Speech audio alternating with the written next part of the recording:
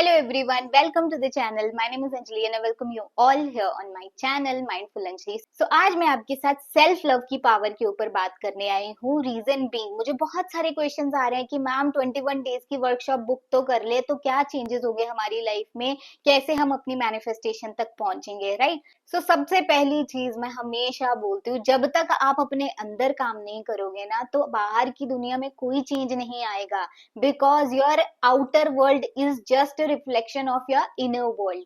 So yes, आपको खुद की एनर्जी पे काम करना जरूरी है, खुद से प्यार करना जरूरी है. आप लोगों को अप्रिशिएट करते घूम रहे हो बट खुद को कभी अप्रिशिएट नहीं किया है, खुद की चीजों पे भी ध्यान नहीं दिया है. यहाँ पे मैं एक एग्जांपल लेती हूँ अपने एक बैच के स्टूडेंट का. उनके साथ क्या हुआ कि उनकी शादी हो गई. शादी के बाद क्या हो रहा था कि वो सारी फैमिली का ध्यान रख रहे थे, सबको जो चीजें चाहिए थी सब प्रोवाइड कर रहे थे, बट खुद से पूरा ध्यान हट गया था. सबके लिए काम करे, अपने हस्बैंड के लिए, इन लॉज के लिए, बट अपना क्या, अपनी वैल्यू, अपने आप को खो चुके थे. वो खुद पे सेल्फ डाउट करना शुरू कर दिया, अपना काम छोड़ दिया, सब चीजें छोड़ दी सबके लिए.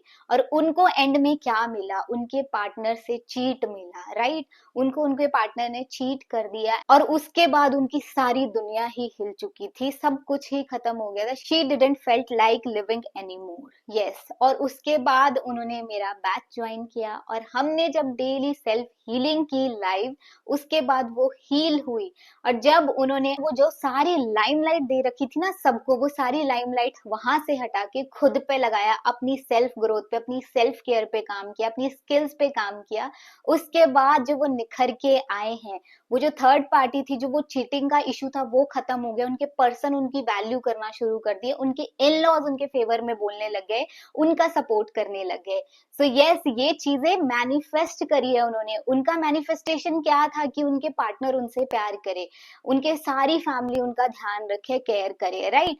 सो वो चीजें कब हुई? जब उन्होंने खुद की एनर्जी चेंज करी, अपने अंदर काम करना शुरू कर दिया. इसीलिए सेल्फ लव बहुत ज्यादा इंपॉर्टेंट है हमारे लिए, हमारी ग्रोथ के लिए और हमारी मैनिफेस्टेशन के लिए भी. जो इंसान सेल्फ लव की एनर्जी से भरा होता है ना, वो कभी कंप्लेनिंग मूड में नहीं आता, वो अपने अंदर फिल्ड है, वो एक्सेप्टेंस की एनर्जी से भर जाता है, खुश रहता है हमेशा. और जो हमेशा खुश रहता है वो वैसी ही चीजें अट्रैक्ट करेगा. और जो हमेशा नेगेटिव, लेथार्जी, लो वाइब्रेशन में रहेगा तो वो वैसी ही चीजें अट्रैक्ट करेगा.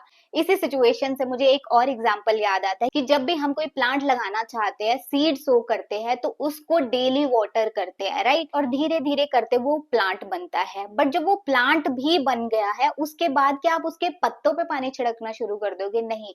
जब तक आप उसकी रूट पे पानी नहीं डालोगे वो ग्रो नहीं करेगा. सो आपको अपने रूट पे काम करना है, अपने सेल्फ बिलीफ्स पे काम करना है. और जब अंदर से हीलिंग, क्लिंजिंग होगी, बिलीफ चेंज होगा, तब जाके आप अपनी चीजें मैनिफेस्ट कर पाओगे. सो यस, अगर आपको भी मेरी हेल्प चाहिए अपने सेल्फ लव को बिल्ड करने के लिए, अपनी लाइफ को चेंज करने के लिए, मैनिफेस्ट करने के लिए अपनी चीजों को फास्ट वे में, सो आप मेरी वर्कशॉप ज्वाइन कर सकते हो. You just have to WhatsApp on this number and you will get all the details about workshop.